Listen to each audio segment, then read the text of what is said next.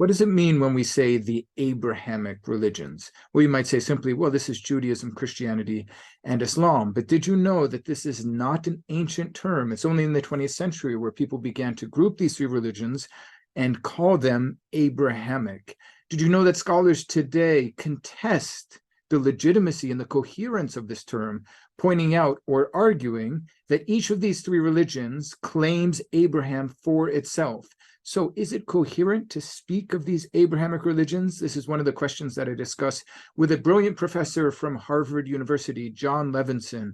In this episode of Exploring the Quran and the Bible, we cover Abraham in Genesis, Abraham in later Jewish and Christian thought, Abraham in the Quran, and the convergence of all of these things together. So thank you so much for being here. Friends, please take a moment to like this video and to subscribe to Exploring the Quran and the Bible. Hello, Professor Levenson. Thank you for joining me on Exploring the Quran and the Bible. Thank you very much. It's a great honor to be here. Well, it's an honor for me to have this chance to speak with you.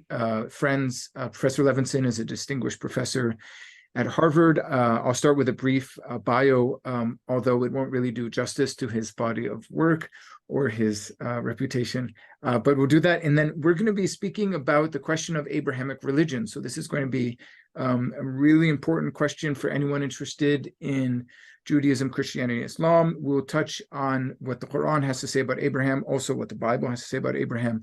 And we'll just sort through this whole question. Is it right to speak of Abrahamic religions? We'll give you all the answers. So, okay, here we go with a brief bio of Professor Levenson. So friends, Jon D. Levenson, Albert A. List Professor of Jewish Studies, began teaching at Harvard in 1988, having previously taught at the University of Chicago and at Wellesley College. His work concentrates on the interpretation of the Hebrew Bible, including its reinterpretations in the rewritten Bible of Second Temple Judaism and rabbinic midrash. In addition, one of his courses deals with the use of medieval Jewish commentaries for purposes of modern biblical exegesis, and another focuses on central works of Jewish theology in the 20th century. Professor Levenson has a strong interest in the philosophical and theological issues involved in biblical studies, so not just sort of straight exegesis, but also the conversations around interpretation of Scripture, including the relationship of pre-modern modes of interpretation to modern historical criticism. Much of his work centers on the relationship of Judaism and Christianity, both in antiquity and in modernity, and he has long been active in Jewish-Christian dialogue, but I would just add that he knows his stuff in Islamic studies as well, so we'll be covering all three religious traditions. His full CV, which you can find at Harvard's website, is very, very long. I'll just mention some of his book publications, working sort of back and then closer in time.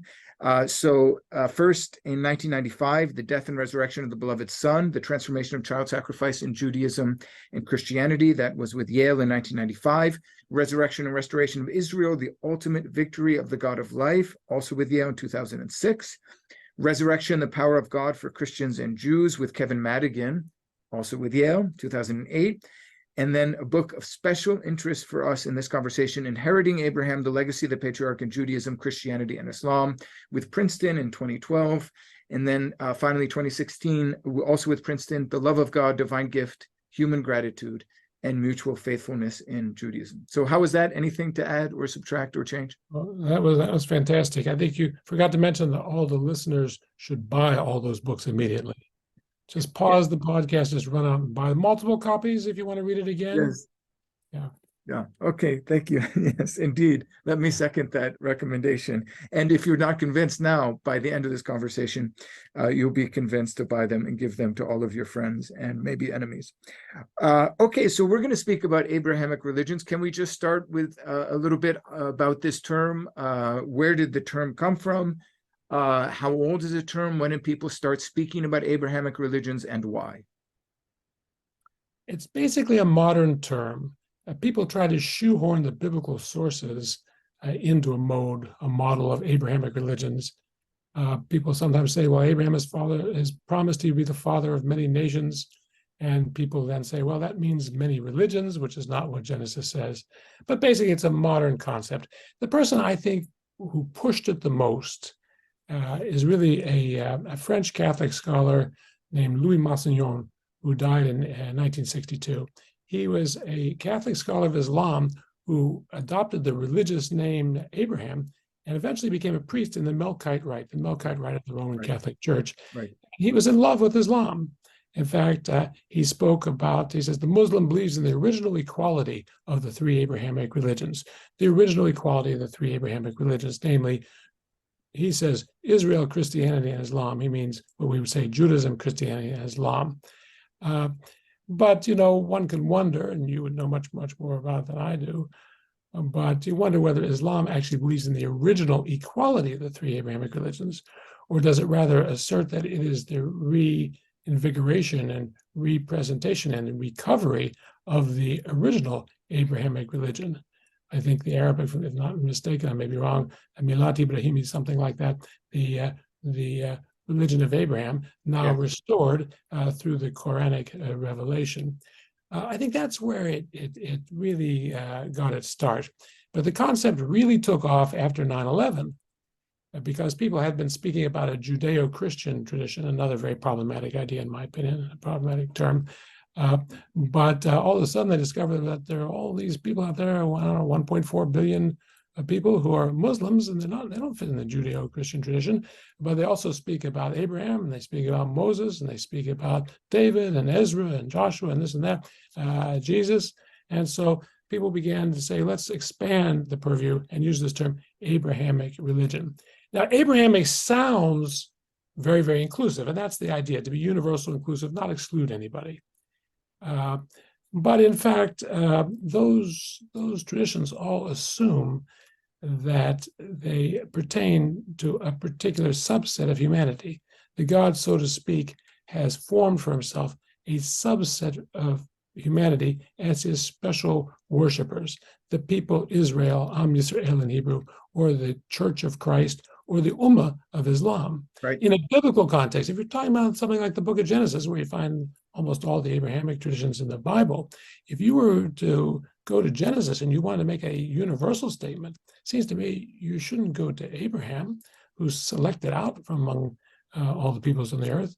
You should go to Adam or Noah, because according to the biblical narrative, everybody is descended from everybody comes from Adam and Noah. Nobody comes, only a small subsection of humanity comes from Abraham. So it's really less inclusive and universalistic than you think. I mean, when people say Abrahamic religions, how much we have in common, there's not much to be said for that. But I always say, well, what have you got against Hindus? What have you got against Buddhists? What do you got against Jainists, Sikhs, Shinto? You see what I mean? The term is, I think, motivated by very good, very nice, positive, humanistic motivations. This isn't quite accurate to what Abraham means in the Bible or in the traditions that descend from Abraham. Right. So it seems there may be two different sorts of problems. And I think we're going to return to this at some point in our conversation. So we don't have to cover it all now. But it seems one sort of problem, which we're going to explore in depth, is the distinctiveness of Jewish, Christian, and Muslim claims on Abraham. But another problem is, if it's meant to be an inclusive category, Abrahamic religions, is actually excluding the non-Abrahamic faiths. You mentioned Hinduism, Buddhism, Sikhism, etc. So, in Arabic talk, especially in dialogue circles, people sometimes speak about the celestial Samawiya, the celestial religions, by which they mean Judaism, Christianity, Islam, as well. Sometimes in Catholic theological circles, people speak of the supernatural religions as opposed to the natural religions.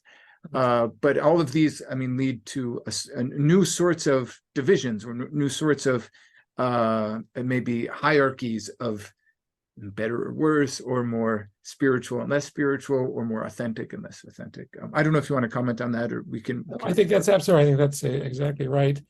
I think it's inevitable that human beings will assess religions or cultures other than their own by their proximity to their own. In other words, the extent to which it approximates what I believe, what I practice, it stands higher. For all the talk about diversity and multiculturalism and pluralism, I don't think there's any way around that. So these traditions try to say that, the extent to which we're all talking about Abraham, we're talking about something that we know and exists in the other community. But actually, Abraham is also a node of differentiation between these communities, among these communities. And the question of who really is representing Abraham today was a hotly contested issue in antiquity and in the Middle Ages. And that's something that people like Louis Massignon and the people who so readily speak of Abrahamic religions, I think, are not really reckoning with. Right. Just to mention, among Massignon's works is his Three Prayers of Abraham. Right. It was very, very complicated work. I think you need to be initiated into the world of Massignon to fully understand it. One of the most difficult books I've read, or maybe I should say tried to read. About Abraham, if we sort of start at the beginning, first of all, maybe we can address a thorny issue, which is, do we know anything about Abraham outside of Scripture? Well, a lot depends on what you mean by the word "no." When I was in graduate school, I got my doctorate in 1975 CE. We were taught a lot in what was called the Albright School. My teachers, Frank Moorcross, G. Ernest Wright, and so forth. We knew a lot about Abraham. We knew that these patriarchs, Abraham, Isaac, and Jacob, patriarchs of Genesis, reflected the world of the Middle Bronze Age in Mesopotamia, what they would call MB2A, which is around 1900 to 1750 BCE, something like that. And they made this claim on the basis of names and social institutions that are found in Genesis, but not later, not otherwise in the Hebrew Bible. And that consensus was pretty strong in America in the mid-20th century. It was never so strong, and there never was such a consensus, as far as I can see, in Europe. And by the time I got out of graduate school, what do you know? That consensus was badly eroding, even in America. Okay. So the truth is that, yes, those names and social institutions can be found that early. They endure. They can be found later. It's an awful lot to pin the historicity of Abraham on. And the truth is that the sources about Abraham, if that's true, are written 900, 1,000 years later. Yeah. And so the question comes up, how much authentic historical information is conveyed even in the earliest sources that claim to be about Abraham? Today, we're largely reduced to speculation. And this is generally the case in the study of Israelite origins, Israelite history in general. And I see it, the big problem is they don't really make a distinction in that culture between what we would call history and story. That is to say, traditions grow over time. They're augmented. Right. They're shaped in different directions. What the historical core, if any, is very hard to recover, if not impossible. And this is not only true of Abraham or Moses or David or Jesus or King Arthur or I assume Muhammad.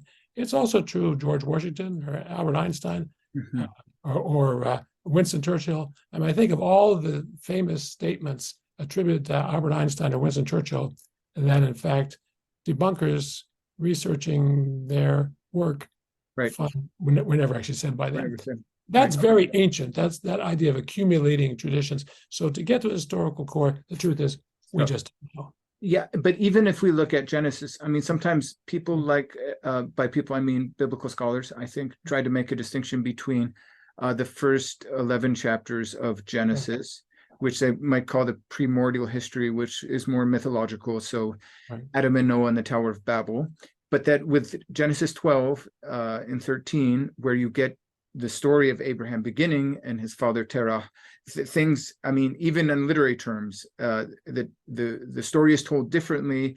Somehow we're dealing with more history than a story. Would you agree with that assessment, that Abraham sort of begins the historical part of Genesis?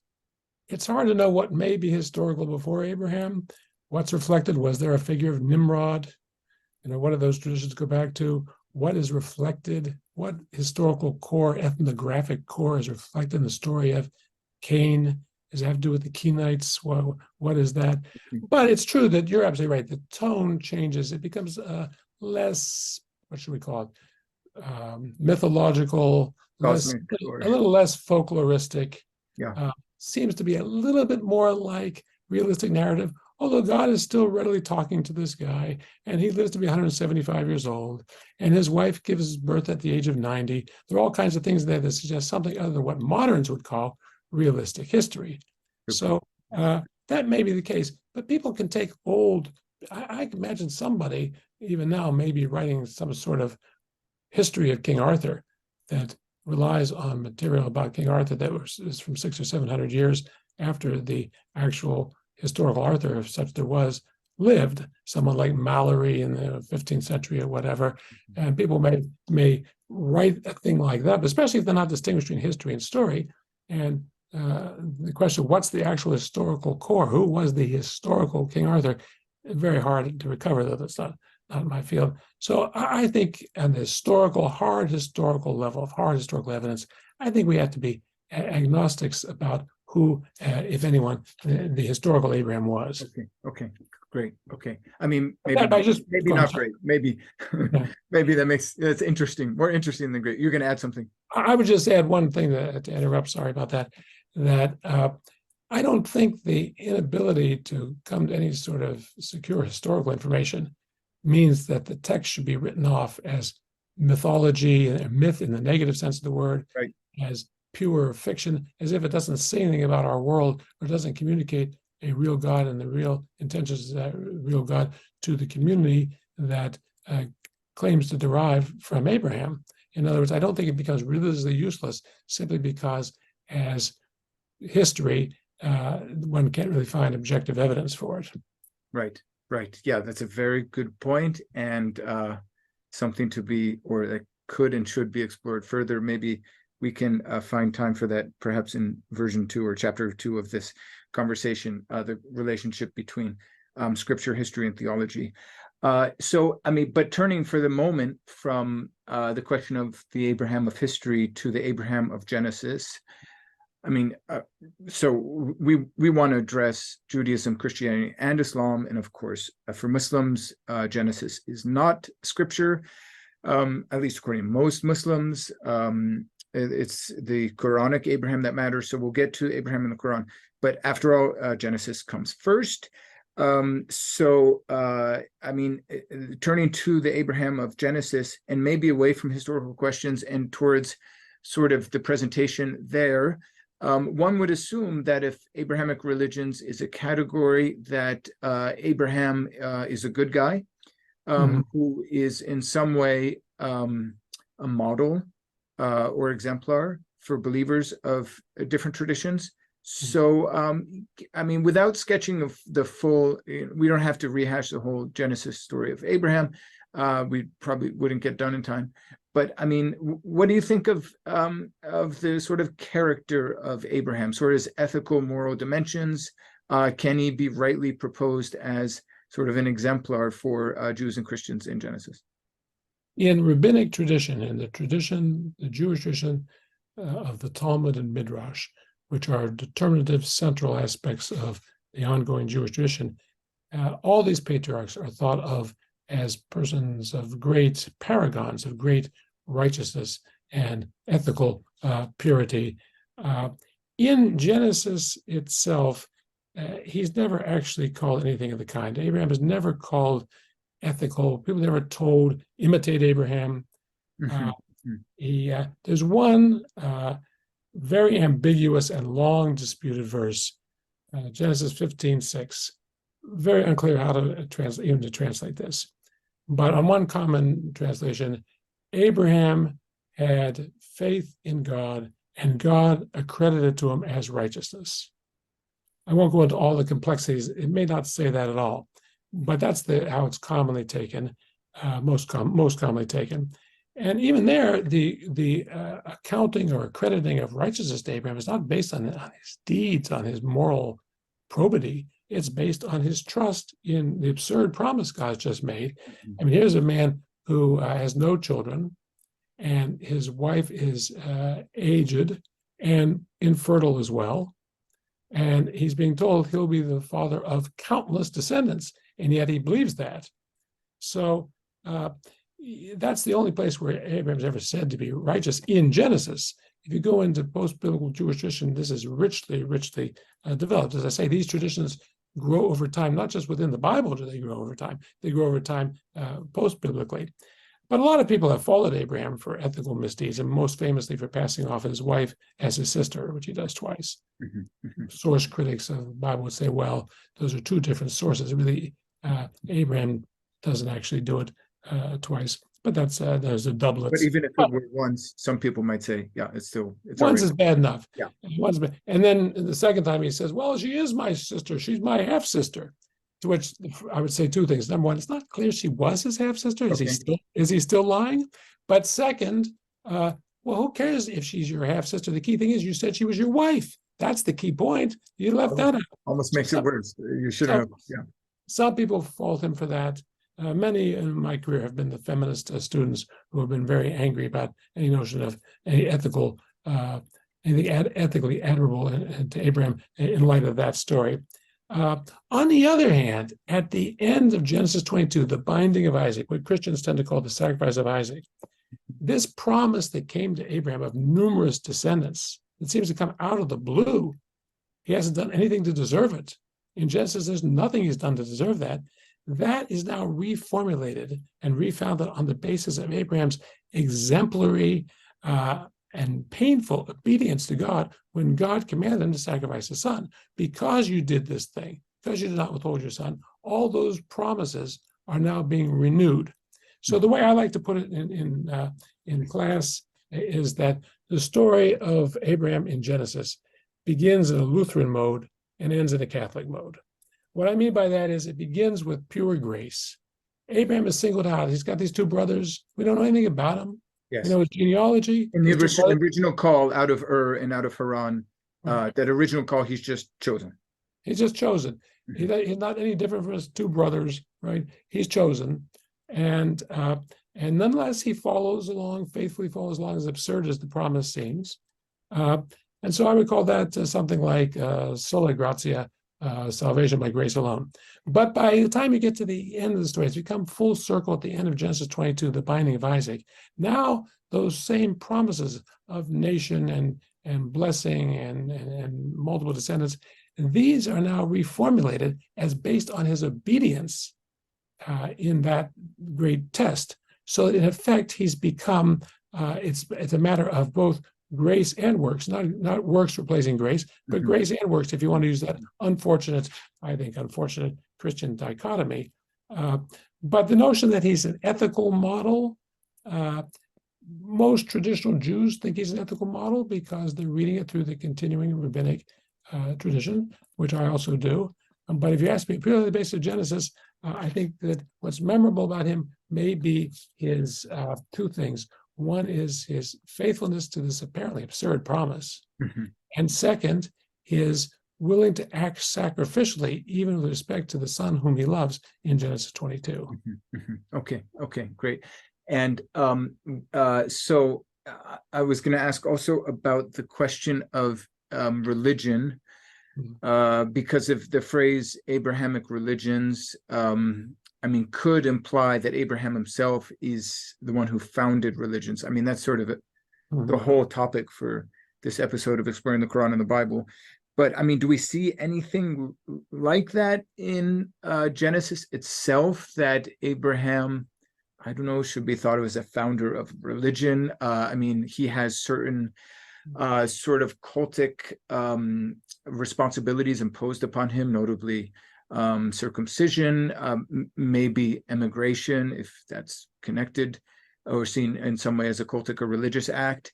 But does it make sense at all to speak of Abraham as the father of a religion? That's a difficult question. In Genesis, we see him building and consecrating altars and calling upon a name of God, different names of God,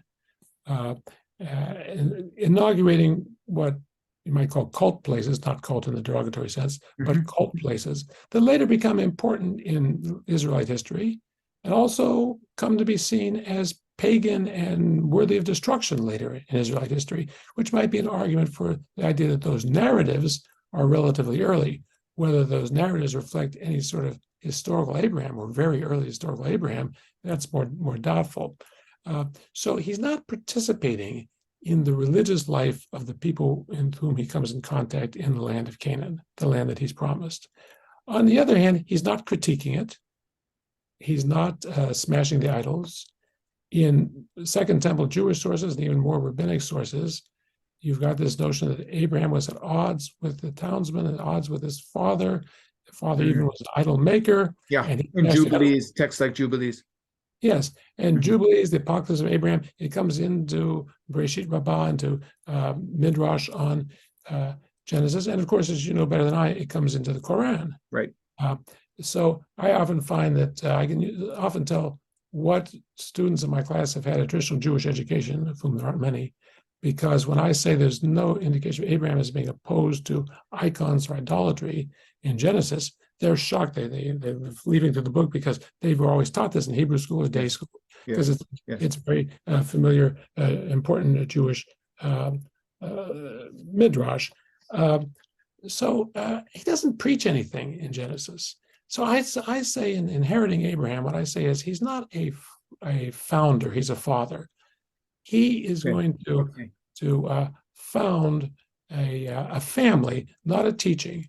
In that sense, to compare him with the Buddha or Confucius or Jesus or even Muhammad, I think is a little doubtful, because it's a natural family, a kind of natural family with a supernatural vocation that he begins, but he doesn't preach anything. So it's hard to say that he founds a religion. He founds certain cult places, certain enduring temples that later Israeli tradition in biblical times pronounced to be pagan and illicit and destroyed, or need to be destroyed. So when people say Abraham is the founder of monotheism, I mean, I just add on that point, in the Quran, it doesn't seem to be right, because even before Abraham, we see Noah and Adam in a way, although he's not explicitly called a prophet, but we see them presented as prophetic, and to be prophetic in the Quran means to be monotheistic.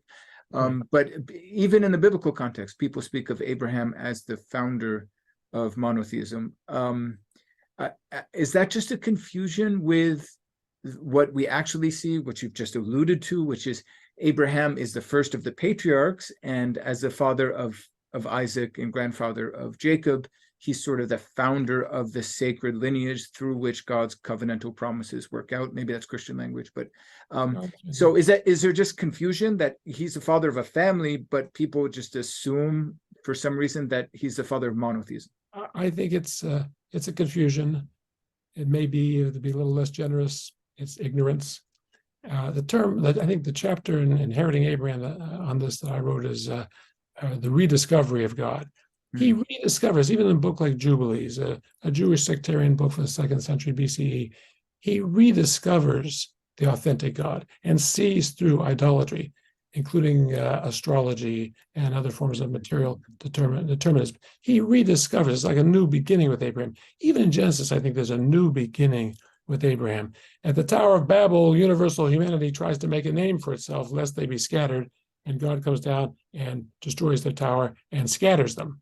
But then in the next chapter, that's Genesis 11, Genesis 12, we have God calling Abraham and promising to make his name great. And so it's a kind of reversal of the first 11 chapters, though things had hit rock bottom in Genesis 11, and then God begins anew in Genesis 12. But when he begins anew, it's not a new God. It's not Abraham is discovering a God. At the most you could say is that in Second Temple and rabbinic Judaism and the Quran, he is rediscovering a God whose truth has been clouded and occluded by idolatry. Yes. Okay. And maybe connected to this point on Abraham as the father of a family. I mean, from a Jewish perspective, it's not just any family. I mean, technically, the people of Israel are the children of Jacob, whose name is changed to Israel later in the book of Genesis. But nevertheless, as I understand it, I mean, Jewish identity is intimately connected to the notion of the promise that's given to Abraham, in which is understood, and I think explicitly stated, passes to Isaac, not to Ishmael. Maybe you can comment on that bit. Right. That's pretty important. Yeah, I mean, could you speak generally about the way that Abraham fits into the notion of the chosenness or election of Israel, the children of Jacob, the people of Israel, children of Jacob? Yeah, I think you've hit on it. There is a singling out of Abraham from universal humanity, one man. and promised a great nation will come from him. Or in Genesis 17, that he will be Av Hamon Goyim, he'll be the father of a whole group of nations. By the time he dies, he has 8 sons in Genesis 25. But the two that are most memorable are Ishmael and Isaac in chronological order. The biblical text in Genesis 17 is very clear that and I think goes out of its way to say, the covenant devolves only on Isaac. Right. But a lot of the promise to Abraham, including the national promise, does devolve on Ishmael. Ishmael is not renounced in Genesis 17. He's not expelled, renounced. Yeah. He's not made into a villain in the book of Genesis at all. There's some, by no means universal, tendency in later Jewish tradition to make Ishmael into a villain, but not in Genesis. And so, I mean, it says, sorry to jump in, but it says explicitly, I think it's Genesis 17, where Hagar and Ishmael go out to the wilderness and the angel of the Lord comes and intervenes. It says explicitly of your son too, he's speaking to Hagar, of your son too, Ishmael will make a great nation. I don't know if that translation is right. That's what we often. No, that's correct. That's correct. And that's Genesis 16, Genesis 17. He says this to Abraham. But nonetheless, it's not through the surrogate motherhood of the Egyptian slave Hagar that the son that inherits the covenant and promises, as opposed to certain promises, but not the covenant. It's not through the son of the slave woman operating within nature as a surrogate mother that that the promised nation comes into existence. It's through Sarah, whose child is born very much outside the course of nature when she's elderly and been barren all her life. And so therefore, both she and Abraham laugh when they first hear that she's going to give birth, and this seems so unlikely. Then, as you mentioned, Isaac has 2 sons, Jacob and Esau. Again, the older one is Esau, but Jacob is the one who inherits. Jacob, whose name becomes Israel, is the one who inherits the promise. So I think the way this text works is Abraham foreshadows the people of Israel. He pre-enacts a lot of the history of Israel, the history understood as biblical narration. For example, he goes into Egypt and he becomes wealthy in Egypt. He goes out, God plagues Pharaoh, God plagues Egyptians, and he goes out very similar to what happens in the Exodus. Israel goes in destitution and famine into Egypt, and they come out wealthy with God having plagued Pharaoh and the Egyptians to rescue them. So I think Abraham is understood as not just an ancestor, but someone who pre-enacts the later Israelite story. But it's true that there are other Abrahamic peoples within Genesis. There are other people descended from Abraham, not from the promised wife, not through the supernatural promise, to use that terminology, of birth through Sarah. And that does make a difference. They had a sense that there were certain peoples out there, whomever they have in mind when they say Ishmael, whatever group it is, or the Midianites is another. Midian is another son of Abraham. They have a sense that these people, these are not Canaanites. These are peoples descended from Abraham by either Hagar or his other wife, Keturah, which some rabbinic traditions say Keturah is Hagar. But then that's where, in fact, the connection lies. And to explore a bit further this question of the distinctiveness or the special role that Isaac plays, I mean, how important? It's probably a silly way of putting it, because its importance is clearly significant, but the question of the binding in chapter 22 of Genesis, the binding of Isaac, because it's if I'm right about this one, it's after the binding that God affirms, or maybe reaffirms, because it might be mentioned very early in Genesis 12 or 13, that through Abraham God will bless the nations. Through you I will bless the nations. So I mean, I think that's probably important. I don't know how important it is in Jewish thought that Israel is a vehicle for divine blessing for other nations. But I mean, is it the binding of Isaac, that whole incident where God commands Abraham to sacrifice the child whom he loves, who's I think is explicitly called your only child? That's an interesting point. I don't know if you want to comment on that. Right. I mean, is that what sort of sets Isaac apart, or is that just sort of an anecdote that has another lesson? I think the Isaac has been set apart from before birth. Okay. His birth has been predicted in fulfillment, and is unlikely, even laughable fulfillment of the Which divine his name, of course, means Yes. something like God laughs or God makes Yeah, one laugh. and that's how it's interpreted. Where Abraham laughs in Genesis 17, and a kind of doublet of that, Sarah laughs in Genesis 18, Yep. and then denies it. But I think the Akedah, the binding of Isaac, is a very essential aspect of this story. The problem of that verse, all in the King James Version, most English-speaking people know, it's in thee shall all the nations, all the families of the earth be blessed. Okay. And it's very unclear how to interpret that. I think a traditional Christian way of understanding, which has also can be found in the Jewish tradition, is that Abraham is a median for blessing for the entire world. So that in, let's say, in the 15th century, Don Isaac of Barbanel, a Sephardic Jewish philosopher and biblical commentator, says that it's through Isaac, through Abraham, that the whole world has discovered monotheism. I want to get back to the word monotheism and what the problem is with that before we stop. But Okay. it's through Abraham that monotheism comes through. The teaching of the one God has come to the world, a great blessing to our world, which to Barbanel meant Christendom. Maybe he knew that certainly that Islam existed. A lot of the world has nothing to do with Christianity or Islam or Judaism. But and you can talk about biblical narratives in which descendants of Abraham benefit other people. Jacob benefits his father Laban.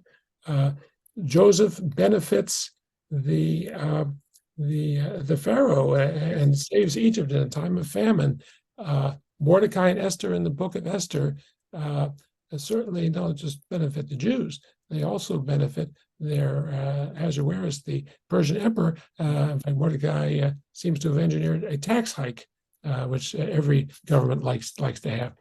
So you could say that's what they have in mind. There is an alternative translation, which I think is probably philologically more accurate, namely all families of the earth will bless themselves by reference to you. By you will all them bless themselves. It's a very complicated philological issue. There's a strong parallel to that in Genesis 48 that I'd be too much detail to get into that. In which case, the idea is you're going to be so successful, so blessed, you're going to be a byword of blessing. It's like saying you're going to be as rich as Elon Musk. You're going to be Elon Musk, that's better. Yeah, you're going to be as rich. Yeah. I don't know whom you were thinking of. I say in class, you'll be as rich as Rockefeller, and people look around the class, and some person's hands up and says, "Who's Rockefeller?" Right? That shows I'm really dating myself on that one. But I've been teaching for nearly 50 years, so that's another possible interpretation. But there's no question that Jewish tradition, post-biblically, includes both those interpretations in the reflections people have on the great role that this figure of Abraham has come to have. In the philosophical tradition, especially as it took shape in the Muslim world, Abraham and his connection to this thing called a monotheism is very, very, very, very essential to that promise and to the whole rule of the Jews in history. Before we work out what monotheism truly is, if I just circle back to this question of the first interpretation of that phrase, that is, the world will be blessed through Abraham, that is maybe sort of extrapolating, all nations will be blessed by the people of Israel. I mean, I've probably internalized that because there's debates over the question of Israel's election or chosenness. Because I mean, especially in both in the Christian tradition, but this is present in Islam as well. Not so much in the Quran, but in later Islamic thought, that there's criticism of this idea And I imagine there's a whole legacy of anti-Semitism around this idea that Israel has elevated itself by somehow narcissistically or arrogantly thinking that it's been chosen among all nations. I mean, the Quran actually explicitly says, has God say, we have to Israel, we have chosen you and raised you above all nations. So I think maybe the idea that through Israel, other nations will be blessed could be a sort of response. I don't know if in Jewish tradition, this is an active response to that problem, explaining to the non-Jew that, no, it's not actually that we think we're better. We just think we're a vehicle of God's blessing for the world or something. So anyway, could you speak more generally to that question of Jewish responses to the question of Israel's election? Yeah, I would hesitate. I would strongly correct anyone who says, and many people do say, that we're dealing here with questions of ethnocentricity or something like a quasi-racial superiority. In the biblical narrative, and this is certainly how Jewish tradition has traditionally taken it, the nation is promised before it comes into existence. It's not that there's a nation that God chooses. For the most part, at least in the narrative. That's a good point. Okay, I see what there are the 70 primordial nations of Genesis 10, and then God forms a new nation, which is very much aware of itself as new and young and small and vulnerable. That was not part of those, so to speak, primordial post-flood. In Genesis 10, where you have the whole list of nations, right? Correct, exactly right. Yeah. And so it doesn't come into existence because of some innate superiority. It comes into existence because of this inexplicable grace of God who formed a people for himself. And he gave them, and as the Pentateuch develops, he gave them his Torah to observe and promised them his protection. In the book of Deuteronomy, in Deuteronomy 7, they actually see the, if you want to call it, election of Israel, the chosen of Israel, as a kind of act of erotic love on God's part. God fell in love with your ancestors, Abraham, Isaac, and Jacob, and promised to give them this land. That's why you came out of Egypt, because God promised to give you this land because he fell in love with. It's like an erotic passion with your ancestors. And so as explicit, it's not because you were lo merubachem, not because you were more numerous than all the other people. You're the smallest people, pathetic small people. I think it was Milton Himmelfarb who said something like, the total number of Jews in the world is less than the margin of statistical error in the Chinese census, which leads me to wonder who's eating in those Chinese restaurants on Christmas Eve. But so it's an inexplicable act of love, according to Deuteronomy 7. So it comes into existence. Is it a church? No, it's not. It's not founded on religious convictions per se. It's not a confession. It's what comes into existence through Abraham, as these narratives would have it, is a natural family with, I think I said, a natural family with a supernatural vocation. Are the Jews a race? Well, if you go to Israel today, probably half the population are Adot Mizrach, Jews from the Near East and Middle East. If you look at a Yemenite Jew, Yemen being, as you know, an area in the southern part of the Arabian Peninsula, if you look at a Yemenite Jew and you look at a Polish Jew, a Jew of Yemenite origin, a Jew of Polish origin, because they're now regularly often intermarrying, but you look at that, the Yemenite Jew in America would certainly be called a person of color. And his native language and his whole tradition would be Arabic. And he would never have heard of gefilte fish. The Polish Jew would not be qualified as a person of color, and his native language would be Yiddish. Maybe later, if he's somewhat assimilated, it might be Polish, Russian, and it's a very different, and he loves gefilte fish and borscht and horseradish. So is this a race? Is this an ethnicity? Is this a common culture? Once you exclude religion, it's hard to see what these groups have in common, but it's a religion that stresses peoplehood and the natural origins of this common family. So halacha, Jewish law, normative rabbinic law, Talmudic law, allows for the conversion of the Gentile, who is eager to bear the disabilities of being Jewish, which is very substantial, and to carry out the commandments of the Torah. But you have to remember that for the most part in Jewish tradition, conversion is not necessary for salvation. This is one reason I don't like it when people use this term. I'm a little uneasy when people use this term election, to refer to the chosenness of Israel in Judaism, of the people Israel in Judaism, of the Jewish people in Judaism, because election, I think to a lot of Christians, especially to Protestant Christians, often implies a dichotomy of the elect versus the damned, the saved versus the damned. And so, but there's no sense that the non-Jew is necessarily damned, or that the non-Jew ought to convert to Judaism, or the non-Jew ought to practice all the 613 commandments of the Torah that the rabbis enumerate.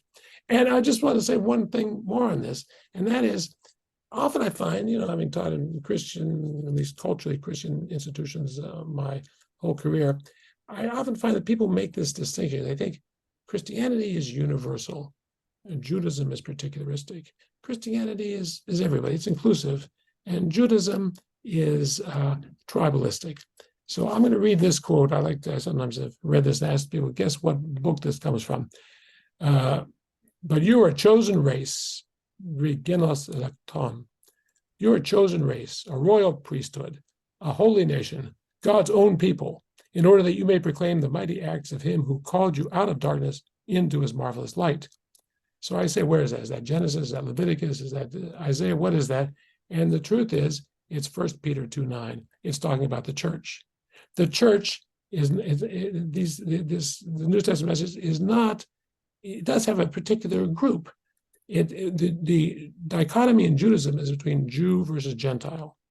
The dichotomy in Christianity, I would say, is the church as opposed to the world, church and world. And so really the church is in the New Testament perspective, I correct me if you think I'm wrong on this, is the subset of humanity which God has formed for his own purpose and testified to his acts of salvation and so forth and so on. And the Apostle Paul in the New Testament sees the Christian, the member of the church, the baptized, as grafted on to the line of Abraham. Not just you're a descendant from Noah, you're created in the image of God, you're a descendant from Adam, but actually into Abraham. So I think to some extent, at least dealing with Christianity, I think that modernity has caused some distortions in modern times, and with Christianity having become for centuries a majority religion in the West. Christians thought of Christianity as the kind of default, unmarked human situation, and the Jews are this funny tribalistic thing. I think they lost a sense of themselves as a minority and a distinct confession, and I think as with the de-Christianization of Europe and the secularization proceeding, might be changing. Is this? I think it is the process of changing. It makes me think of Islamic sort of discourse, especially maybe in Western discourse about, although it's there in Arabic language discourse on Islam, but this idea of Islam as a natural religion, right? And people speak of not converting to Islam but reverting. The basis of it is a tradition attributed to Muhammad that every child is born according to God's way. Fitra is the Arabic word, which is the Quranic term, and only their parents turn them into a Jew or a Christian. So there's this notion that God's way means Muslim, although actually the traditions in the interpretations of that tradition vary. But there's this notion that Islam is sort of the natural state of things. Everything else is a deviation. I also had another anecdote, which is maybe no longer totally relevant to where we are in a conversation, but I met a gentleman from the Chabad movement, of which I don't know very, very much, but I know it has something to do with the word for wisdom is in there somewhere. Maybe more than one word for wisdom. Anyway, three different words for the three different types of wisdom or knowledge. Okay. And I wanted to strike up a conversation because I saw him speaking with people and handing out literature, and he said, "Are you a Jew?" And I said, "No." And he said, "Well, have a good day." And I said, "Well, aren't you going to speak to me more?" And he said, "No, you just need to, be a good Gentile and you'll be fine." And then he had a nice phrase with me. He said, keep the 7, go to heaven, which 7 commandments of Noah. So I left with the impression that it's actually, from a Jewish perspective, it's easier being a Gentile to get to heaven. It's easier, and in other words, he's referring to those 7 Noahide commandments that you find in the Gemara, in the Talmud, that universal humanity, because everyone's descended from Noah, has to keep those 7 commandments. I don't know how easy they are, and there's a dispute about exactly what an observance of them means. But that becomes what I think people generally think of as the normative Jewish position. It's not to say in antiquity there were not Jewish missionaries, or there aren't some hints that there was a different perspective in some groups in antiquity, but that's certainly the way that things have developed. But it doesn't bear on the universality of God. God is still the creator of the world, creator of all humanity in his image. And but then he selects this subgroup. That brings me to the subject I keep evading, which is monotheism. Monotheism, yeah. So much depends on just what we mean by monotheism, as you know very well. In my opinion, there in the Bible, in the Hebrew Bible, there are 2 basic forms that monotheism takes. One is based on the idea that the God of Israel, signified by that 4-letter name of God, won a stupendous victory at the time of creation, a stupendous cosmic victory, establishing his superiority over all the other gods and discrediting the other gods. The other is this notion I referred to in Deuteronomy and elsewhere of the exclusive service demanded of the covenant partner. The covenanting God, the suzerain, the covenantal suzerain, demands exclusive service of his covenant partners, of his vassals. You shall have no. But maybe not the denial. Sorry, go ahead. Sorry. Yeah, that's right. Off your vibe. That's right. Maybe not the denial of other gods. You shall have no other gods before me. By the time you get to rabbinic Judaism, to midrash, let's say 2nd century Common Era, significantly after that line in the Decalogue, you shall have no other gods before me.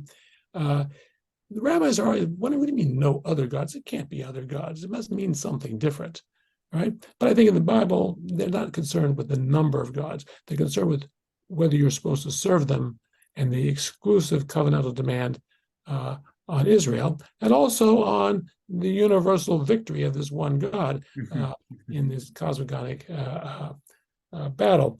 The truth is, in Genesis itself, Abraham does not protest against anyone's religion and does not speak in favor of monotheism at all in Genesis. There's a quote I like to read that I think is very, very helpful. This is from a Jewish studies scholar named Martin Jaffe. He wants to talk about the form of monotheism that we see in those 3 traditions, the so-called Abrahamic traditions, Judaism, Christianity, and Islam. And he says this, he calls it elective monotheism because they have this element of election or chosenness connected with them. He says, the essential marker of elective monotheism is not the uniqueness of God alone.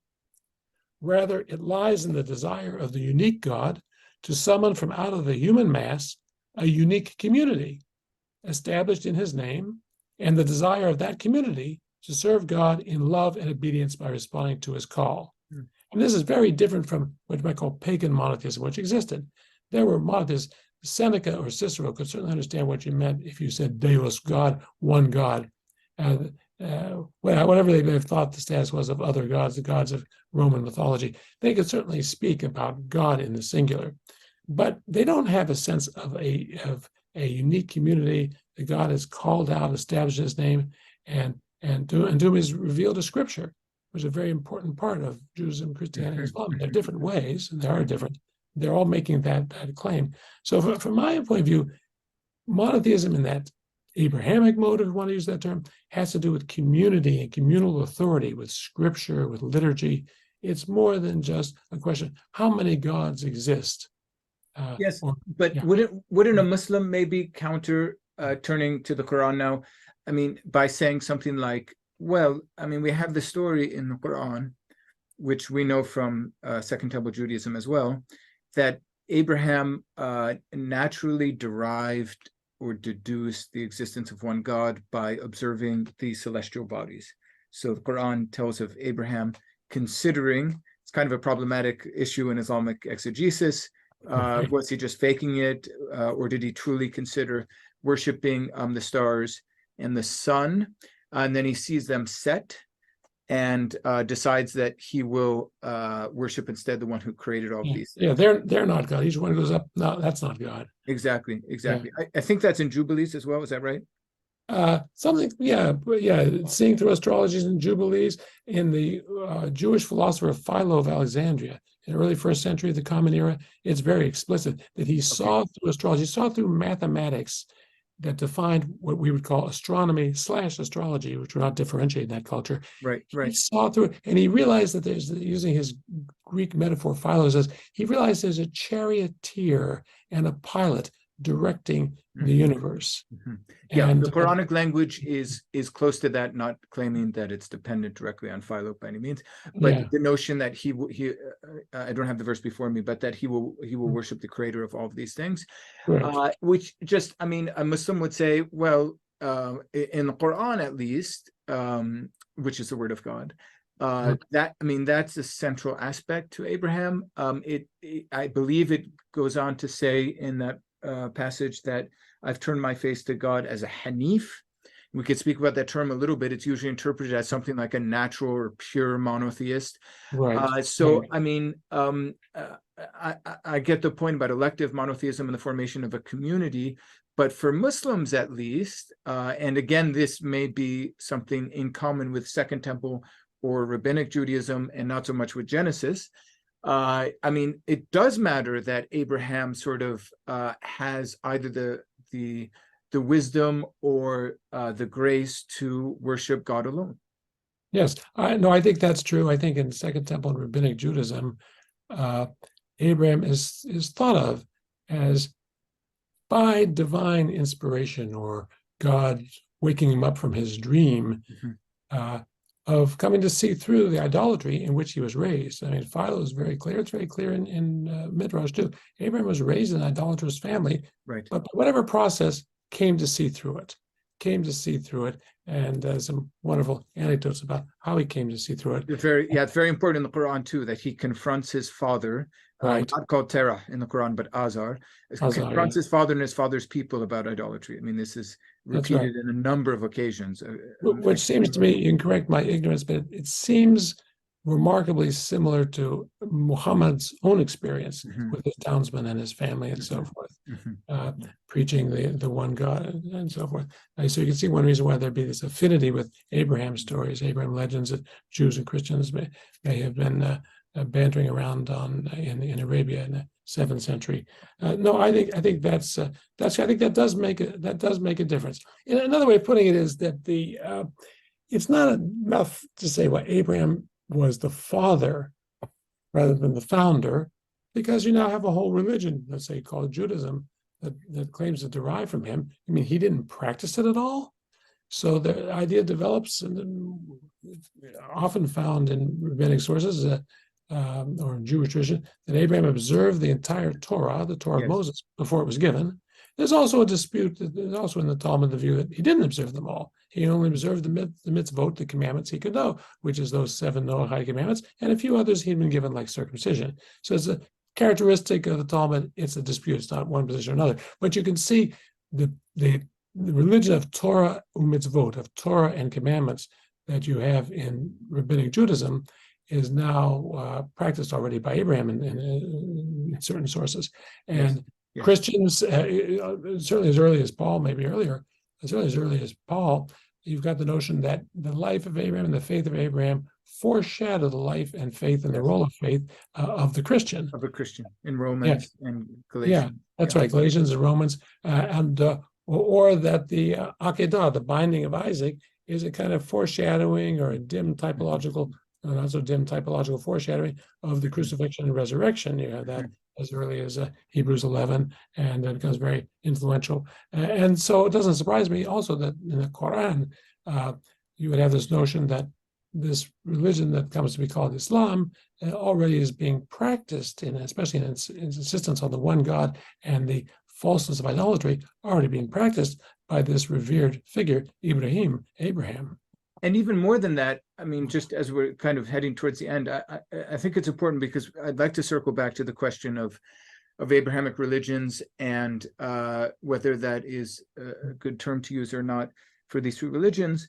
I mean, the Quran is pretty explicit in Surah 3 in claiming Abraham. So around 67, 68, verses 67, 68, around there. I mean, the Quran at first says, "O people of the book, why do you dispute about Abraham?" Right. It goes on to say that the Torah and the Gospel were revealed. I mean, interesting languages after him, and then it goes on and says explicitly, Abraham was not a Jew or a Nasrani, the Quranic word for Christian, but rather a Hanif and a Muslim. Now, Muslim's sort of funny to use because it has meaning as an Arabic word as submissive, so it might mean submissive, but many Muslims, especially reading that in English, would see a Muslim with a capital M. So he's a Hanif, a pure monotheist, and a Muslim with capital M.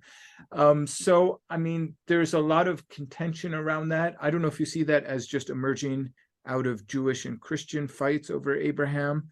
But there does seem to be a sort of claims to exclusive possession over Abraham in that passage in the Quran.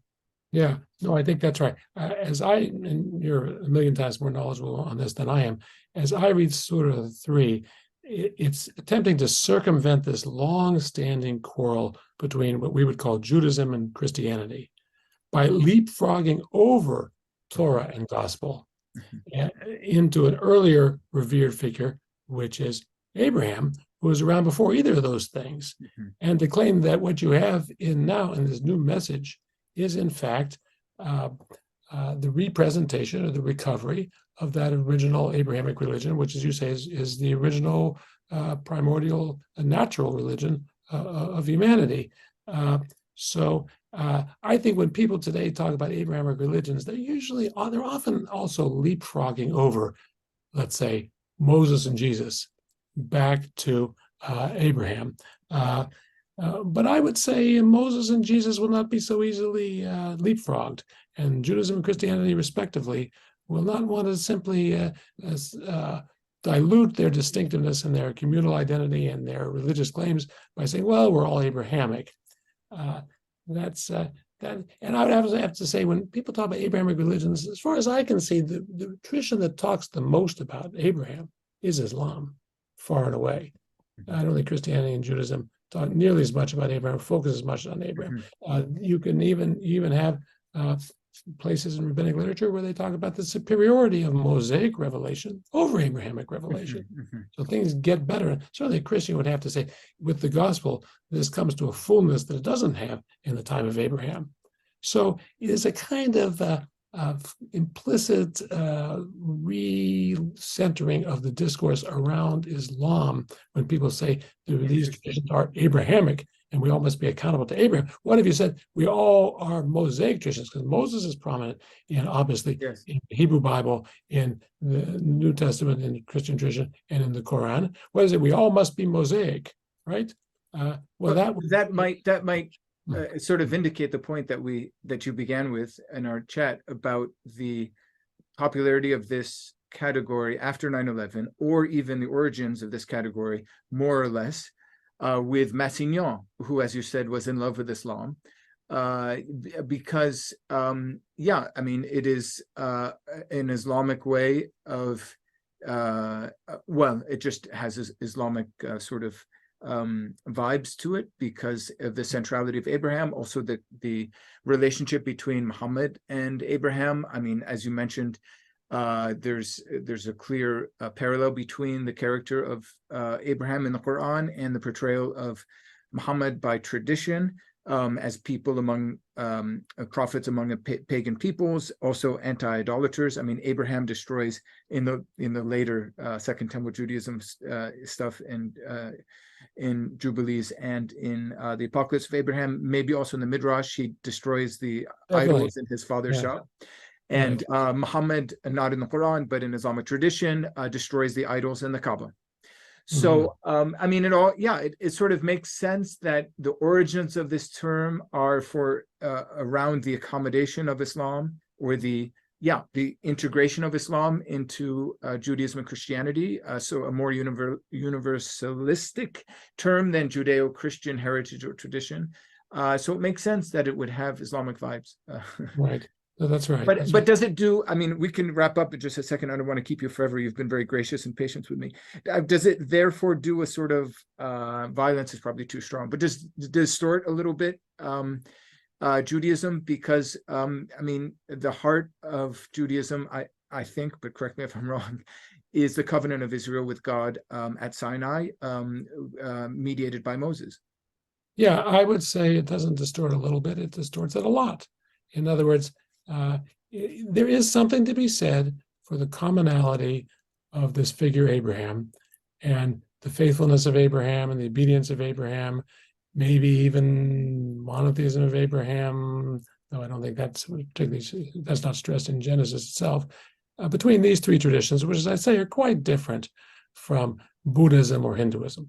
Anyone could see that. And they do have mutual connections and genetic connections, and Jews have lived primarily for the last 2,000 years, either in, or maybe 1,700, 1,600 years, either in Christian, historically Christian or historically Muslim lands. So that makes, that is not surprising to see those interconnections developing and mutual influences developing. But on the other hand, you do, when you take the emphasis off of Torah, as Jewish understands Torah, and relocate it with Abraham, or I would think with Christian tradition, take it off of Jesus, off of incarnation, teachings of Jesus, passion, resurrection of Jesus, founding of the church, and relocate on this distant antecedent Abraham, I think you have done considerable work, a considerable distortion on those traditions. So it's important to want those good relations and to talk about the commonalities, right. and to give up this language of radical uniqueness. There's never anything like us in the world, which historically those claims don't hold up. But on the other hand, one of the great weaknesses of a lot of interfaith dialogue is that people are always searching for a lowest common denominator, and the problem is it doesn't actually work with the actual historical traditions that we have. Well, it's been a great conversation. Thank you so much, Professor Levenson. Before we say goodbye, could I just invite you to mention current projects that you're working on, or if people want to learn more about your work, generally, where should they go? By the way, in addition to buying those books I mentioned at the beginning, and that we'll put in the description of this video. Oh, thank you. Well, I've just sent in to the publisher what I hope will be close to a final form of a book on the Sabbath. I don't know when it'll be out. I hope within a year it will be out. It's been hard working on the Sabbath. There were periods when I worked on the Sabbath 6 days a week. In terms of what we talked about today, my book, Inheriting Abraham, and the book, The Death and Resurrection of the Beloved Son, I think will be the two main things to read. Also, that business with Deuteronomy 7 and God's passionate love affair that led to his choosing Israel, that I developed in another book called The Love of God, so Princeton University Press. So it's been very gracious of you to have me, and I really learned from and enjoyed the conversation. Thank you so much, Professor Jon Levenson, for being with me on Exploring the Quran and the Bible. Okay, thank you.